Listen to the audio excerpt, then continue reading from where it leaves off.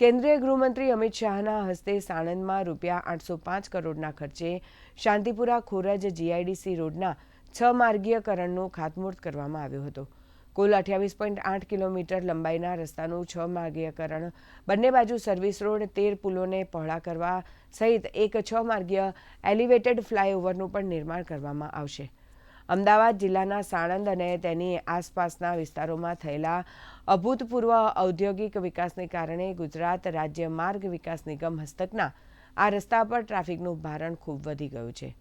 ત્યારે ટ્રાફિક જામની સમસ્યા નિવારવા માટે વર્તમાન 4 માર્ગીય રસ્તાને 6 માર્ગીય બનાવવાની તાતી જરૂરિયાત ઊભી થઈ છે, જેના ભાગરૂપે આ મહત્વપૂર્ણ પગલું લેવામાં આવ્યું છે. આ કાર્યક્રમમાં મુખ્યમંત્રી ભૂપેન્દ્ર પટેલ સહિત ધારાસભ્ય કનુભાઈ પટેલ, જિલ્લા કલેક્ટર સુજીત કુમાર, જિલ્લા વિકાસ અધિકારી વિદેહ ખરે, અન્ય અધિકારીઓ અને પદાધિકારીઓ ઉપસ્થિત રહ્યા હતા.